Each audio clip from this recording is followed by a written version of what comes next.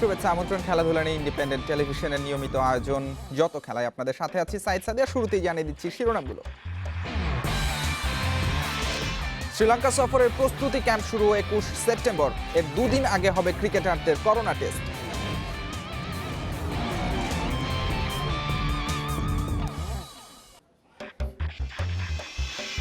এবছরই মাঠে নামতে পারে জাতীয় ফুটবল দল। নভেম্বরে দুটি প্রীতি ম্যাচ আয়োজনের চেষ্টা করছে বাফুফে।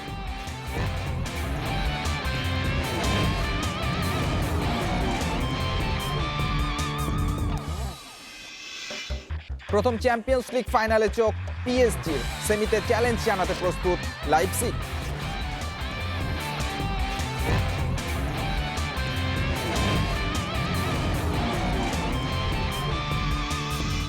কোম্যানকে নিয়ে দিন বদলের ডাক বার্সেলোনায়। বয়স্ক স্কোয়াড ছেটে তারুণ্যেই তার ভরসা।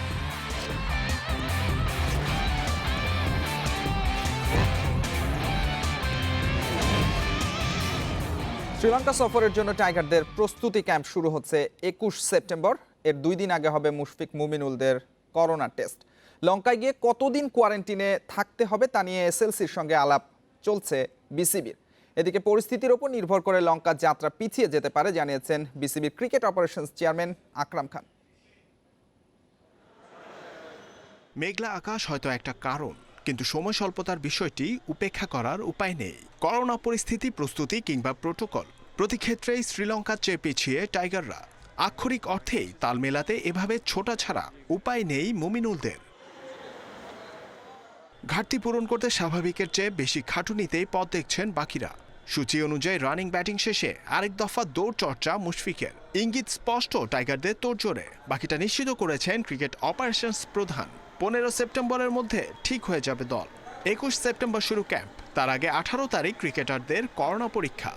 আমরা 18 তারিখ থেকে 18 তারিখে বাসায় গিয়ে সবার টেস্ট কোভিড টেস্ট করব। তারপরে ইনশাল্লাহ আমরা 20 তারিখের দিকে হোটেলে ওঠার চিন্তা ভাবনা করেছি। প্র্যাকটিস করবো আমরা 21 তারিখ থেকে। তারপরে কিছুদিন প্র্যাকটিস করার পর তারপর আমরা শ্রীলঙ্কা যাব। ক্রিকেটারদের মতোই পরীক্ষাটা সহজ নয় সমন্বয়কদের। কোয়ারেন্টিন সংক্রান্ত জটিলতায় গেল সপ্তাহে বাতিল হয়েছে লঙ্কা প্রিমিয়ার লিগ। বাংলাদেশের জন্য কোয়ারেন্টাইন ইস্যুতে কি ছাড় দেবে শ্রীলঙ্কা? 2 দিন নাকি 15? সে বিষয়ে এখনও সিদ্ধান্তে আসতে পারেনি দুদেশের বোর্ড। 20 থেকে 22 জনের চিন্তা ভাবনা করেছি, যেহেতু আপনার কোভিড নিয়ে কিন্তু আসলে এটা যত সহজ মনে হচ্ছে তত সহজ না। ইটস এ লং ট্যুর, অনেক দিনের ট্যুর। আপনার কোয়ারেন্টাইনে কতদিন থাকতে হবে ওগুলো কিন্তু এখন আমরা ক্লিয়ার পাইনি। প্রাথমিকভাবে 23 সেপ্টেম্বর লঙ্কা যাত্রার কথা থাকলেও করোনা পরীক্ষা ও পরিস্থিতি বিবেচনায় তাতে আসতে পারে পরিবর্তন। জহিরুল ইসলাম, ইন্ডিপেন্ডেন্ট নিউজ। নভেম্বরে জাতীয় ফুটবল দলের জন্য দুটি প্রীতি ম্যাচ আয়োজনের চেষ্টা করছে বাফুফে। মালয়েশিয়া, থাইল্যান্ড সহ আসিয়ান রিজিয়নের বেশ কটি দেশের সাথে এ নিয়ে কথা বলেছে ফেডারেশন। এদিকে বহুল আলোচিত বাফুফের নির্বাচনের ভোটার তালিকায় পরিবর্তনের কোনো সুযোগ নেই বলে জানিয়েছেন ফেডারেশনের সাধারণ সম্পাদক। অক্টোবর নভেম্বরে বিশ্বকাপ বাছাইয়ের ম্যাচ পিছিয়েছে। ঠিকমতো শুরুর আগেই বন্ধ হয়েছে আবাসিক ক্যাম্প, বেড়েছে প্রত্যাবর্তনের আক্ষেপ। তবে এবছরই জাতীয় দলকে মাঠে নামাতে চায় বাফুফে। নভেম্বরে ফিফা উইন্ডোতে 2টি প্রীতি ম্যাচ আয়োজনের চেষ্টা করছে ফেডারেশন। হেড কোচের সাথে আগামী 2-1 দিনের মধ্যেই আমরা তার সাথে একদম ডেডিকেটেডলি আলাপ আলোচনা করব এবং সেখানে আমরা চেষ্টা করব যে আসলে আমরা কার সাথে খেলতে চাই সেই রকম কোনো প্রেফারেন্স আমাদের জেমিডে এবং কোচিং টিমের রয়েছে কিনা। ঘরোয়া ফুটবলের নতুন মৌসুম কবে শুরু হবে তা নিয়ে দ্রুতই সিদ্ধান্তে পৌঁছাতে চায় বাফুফে। পেশাদার লীগ কমিটির সভা বৃহস্পতিবার। সেখান থেকে আসবে আগামী দিক নির্দেশনা। পরিত্যক্ত মৌসুমে ক্লাব ফুটবলারদের ক্ষতি কাটিয়ে উঠতে ফিফার অনুদানের দিকে তাকিয়ে ফেডারেশন। ফিফার কাছে সেই ফান্ডের জন্য অ্যাপ্লিকেশন করেছি।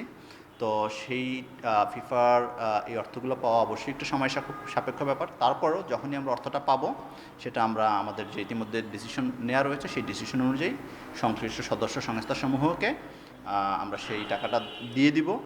খেলা নেই, এখন নির্বাচন নিয়ে মাঠ গরম। ভোটার চূড়ান্তে অনিয়মের অভিযোগ তুলেছেন তরফদার রুহুল আমিন। ফিফা এএফসির কাছে নালিশের হুঁশিয়ারিও দিয়েছেন। তাতে অবস্থান থেকে একচুল নড়েনি বাফুফে। যে কলমে আসলে বাফুফে কার্যনির্বাহী কমিটি হচ্ছে গিয়ে হাইয়েস্ট পর্ষদ এই বিষয়ে ডিসিশন নেওয়ার। Once it is decided by BFF executive committee. So এটাকে আমাদেরকে এখন চূড়ান্ত ধরে নিতে হবে। বুধবার নির্বাচন কমিশনের সঙ্গে বৈঠকে বসবে বাফুফের কর্তারা। Shamim Ahmed, independent news, Dhaka. রাতে চ্যাম্পিয়ন্স লিগের প্রথম সেমিফাইনালে পিএসজির মুখোমুখি লাইপজিগ, দু দলের সামনেই ইতিহাস গড়ার হাতছানি। 25 বছর পর সেমিতে উঠে প্রথম ফাইনালের অপেক্ষায় পিএসজি। অন্যদিকে দ্বিতীয় চ্যাম্পিয়ন্স লিগ মিশনে অবাক করা পারফরমেন্স লাইপজিগের স্বপ্ন আরও বড় করেছে। পর্তুগালের লিসবনে ম্যাচ শুরু বাংলাদেশ সময় রাত 1টায়। পিএসজি লাইপজিগ এই প্রথম চ্যাম্পিয়ন্স লিগ ফাইনালের অপেক্ষায়। লিসবনে সিঙ্গেল লেগের রুদ্ধশ্বাস পরীক্ষায় আটালান্টাকে হারিয়ে নেইমার এমবাপেরা পৌঁছেছেন শেষ চারে। বিপরীতে আতলেতিকোর চ্যালেঞ্জ টপকে রেড বুলসের চমক অব্যাহত। ইতিহাস গড়ার ম্যাচে দুই দলই তাদের পূর্ণ শক্তি নিয়ে নামবে। পুরো ফিট এমবাপে খেলবেন সেমিফাইনালের শুরু থেকে। সাসপেনশন কাটিয়ে ডি মারিয়াও ফিরছেন। একাদশে নেইমারের সঙ্গে এই দুই তারকার অন্তর্ভুক্তি পিএসজির শক্তি বাড়াবে। অবশ্য ইনজুরিতে মিডফিল্ডার ভেরাত্তি ও গোলরক্ষক নাভাসকে পাওয়া যাচ্ছে না। নেইমার ও এমবাপের জুটি আমাদের প্রধান শক্তি। ওরা ম্যাচে পার্থক্য গড়ে দেয়। নেইমার ড্রিবলিংয়ে অসাধারণ, আর এমবাপের গতি, টাইমিং খুব দারুণ। নেইমার ও এমবাপে দুজনই গোলের জন্য, জয়ের জন্য ক্ষুধার্ত। অন্যদিকে অপরিবর্তিত একাদশ থাকছে লাইপজিগের।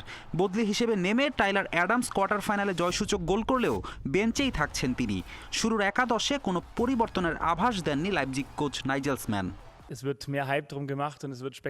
নেইমার ও এমবাপে এমন উঁচু মানের ফুটবলার যাদের খেলা আপনি অনুমান করতে পারবেন না। ওদের সামলাতে আমাদের রক্ষণভাগের সবাইকে সজাগ থাকতে হবে। আমরা নিজেদের খেলাটাই খেলবো, সাহসিকতার সাথে লড়তে হবে এবং সুযোগ তৈরি করতে হবে।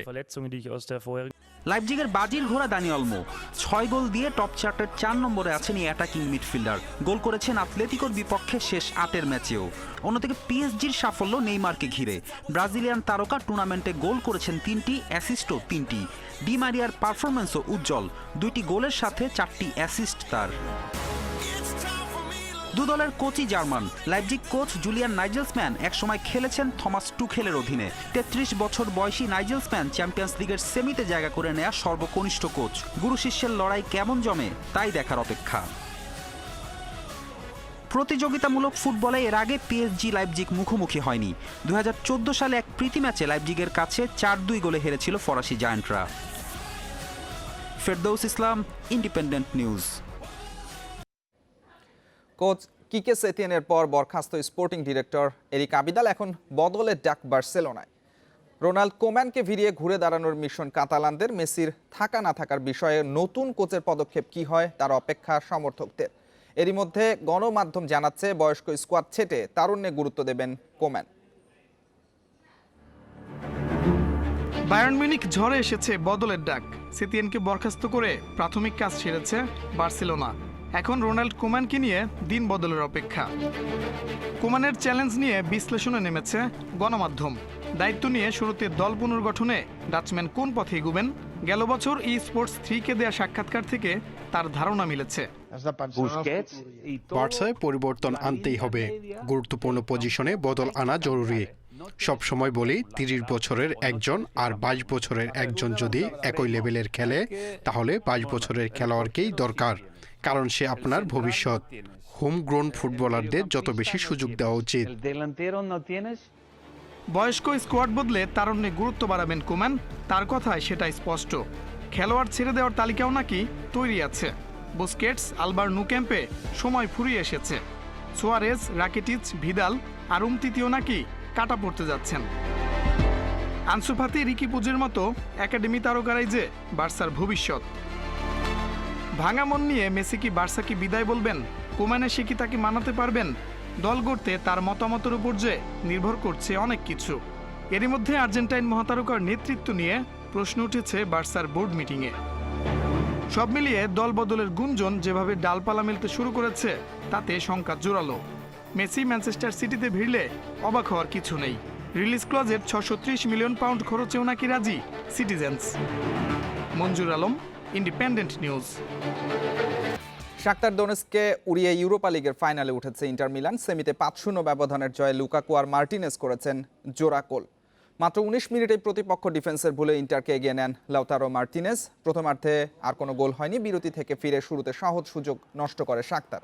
এরপর কর্নার থেকে হেডে গোল করে ব্যবধান দ্বিগুণ করেছেন ডি অ্যাম্ব্রোসিও। শেষ দিকে মার্টিনেজ আর লুকাকু ঝড়ে বিধ্বস্ত শাখতার। লিগে টানা 10 ম্যাচে গোলের কীর্তি এখন লুকাকুর। এক দশক পর কোনো ইউরোপিয়ান প্রতিযোগিতার শিরোপা জয়ের সুযোগ ইন্টারের সামনে। ফাইনালে তাদের প্রতিপক্ষ রেকর্ড 5 বারের চ্যাম্পিয়ন সেভিয়া।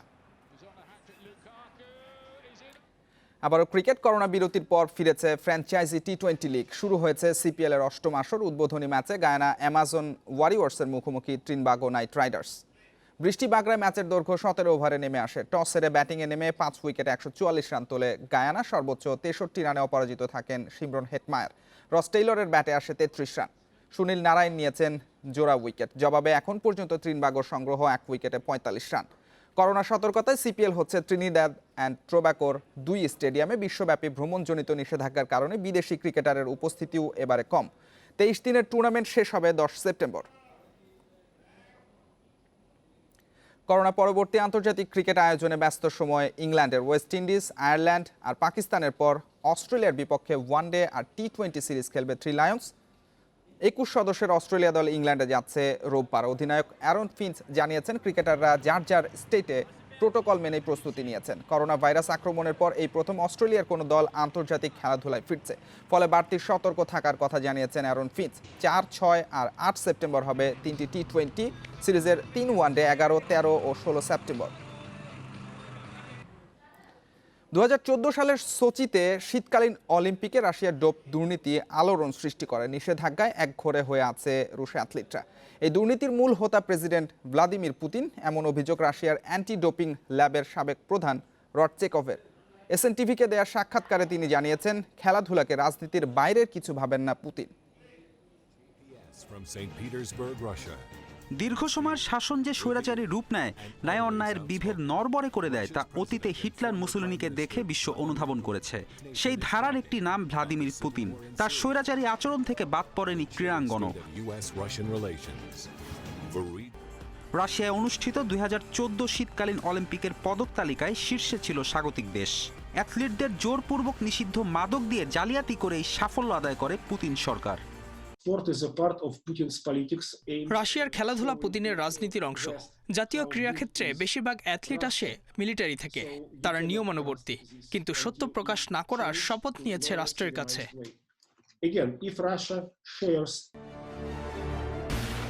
ডোপিংয়ের দোষে দুষ্ট হয়ে 2016 রিও অলিম্পিকে নিষিদ্ধ ছিল রাশিয়া। আর 2018 শীতকালীন অলিম্পিক গেমসে বহাল ছিল আংশিক নিষেধাজ্ঞা। পরবর্তীতে ওয়ার্ল্ড অ্যান্টি ডোপিং এজেন্সির কাছে তথ্য গোপন করে আরও বড় শাস্তি পায়। 2019-এর ডিসেম্বরে 4 বছরের জন্য নিষিদ্ধ করা হয় রাশিয়াকে। এতে আগামী বছরের টোকিও অলিম্পিক ও 2022 বেইজিং শীতকালীন অলিম্পিকে অংশ নিতে পারবে না দেশটি। ওয়াডা কেবল অ্যাথলিটদের শাস্তির আওতায় এনেছে, এটা ঠিক না। রাশিয়ায় অনেক প্রতিভাবান, প্রতিশ্রুতিশীল অ্যাথলিট আছে। এদের যারা বিপথে নিয়েছে তাদের শাস্তি হওয়া উচিত। গেল জুলাই প্রকাশিত রডচেকভের বই দ্য রডচেকভ অ্যাফেয়ারে উঠে আসে পুতিন দুর্নীতির বৃত্তান্ত। সত্যকে এভাবে সামনে আনায় জীবন নাশের আশঙ্কায় দিন কাটছে তার। পুতিনের কাছে আমি বিশ্বাসঘাতক, আর বিশ্বাসঘাতকের শাস্তি তার কাছে মৃত্যু। কোনো সন্দেহ নেই সে আমাকে মেরে ফেলতে চায়। 4 বছরের নিষেধাজ্ঞার বিরুদ্ধে রাশিয়ার আপিল এখন আদালতে বিবেচনাধীন। ফেরদৌস ইসলাম, ইন্ডিপেন্ডেন্ট নিউজ। এই ছিল যত খেলা। ইন্ডিপেন্ডেন্ট টেলিভিশনের সব খবর আরও বিস্তারিত জানতে চোখ রাখুন ফেসবুক, ইউটিউব এবং টুইটারে। আমন্ত্রণ আমাদের পরের আয়োজন।